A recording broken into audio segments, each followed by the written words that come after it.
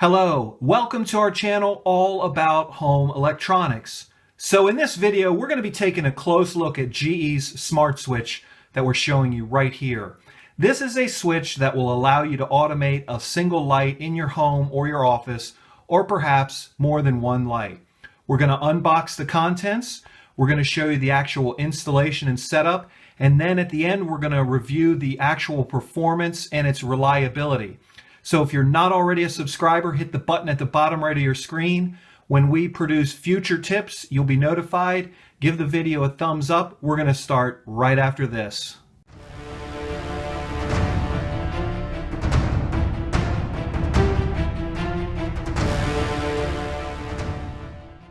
All right, so a quick unbox of the light switch. This is the actual switch inside the box. We noticed right off the bat, while the switch initially appears very similar to existing switches, it actually is not. If you can hear that clicking, it stays in that position right there. So if you click it up or click it down, anyway, so that's what the switch looks like front and back. We're going to actually install this, and I'm going to show you how we install it. But also they include a full set of instructions. This white wire, which I'm not sure why they want that, and some sales literature. Before you start work on the light switch, make sure you remove power to the switch itself. By making absolutely certain the power to the light switch is turned off, remove the faceplate. Now, if at any point you don't feel comfortable in your abilities or you're not sure what you're doing, stop and hire a professional electrician.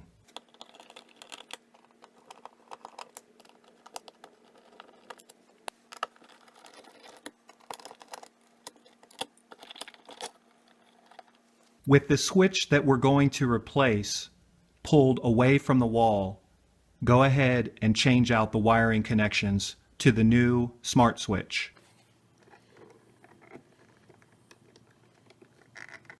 We start by disconnecting the power line in on the old switch.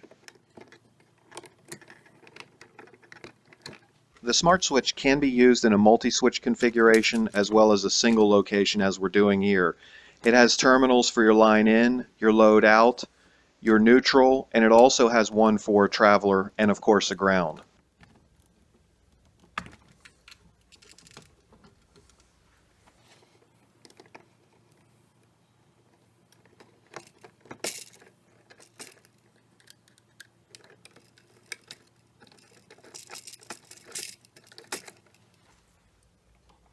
Because of the unique configuration of our 4-gang box, this box is also supplying power to receptacles. So the GE Smart Switch is passing the line in to the receptacles using the two terminals.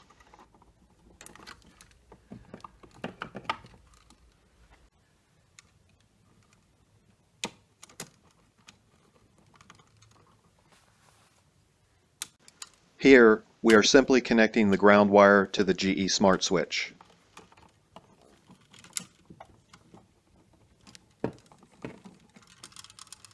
As we were trying to wire the smart switch in, we realized that we didn't fully understand how the previous electrician had actually wired this 4-gang box.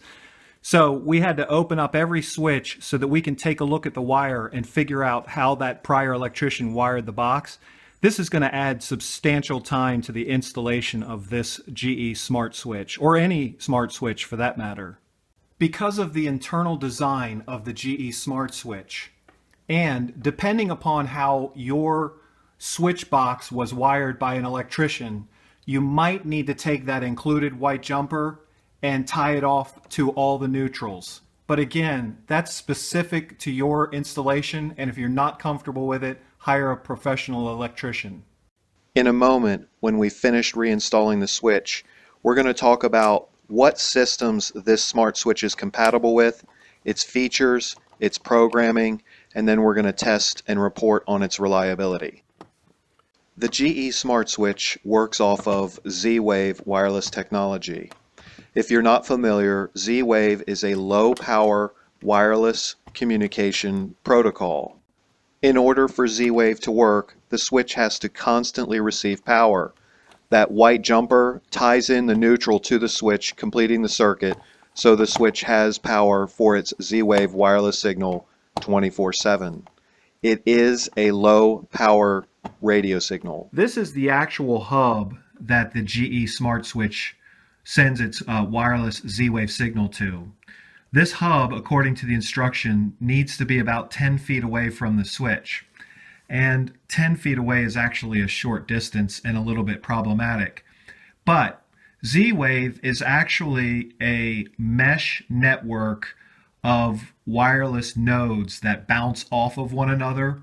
So if you were to install several of those smart switches throughout a building or a house, the wireless signal would bounce off of one to the next to get back to the hub to where it receives its controlling signals. The light switch works just like any other light switch. You can use it manually. Up turns the lights on, down turns them off.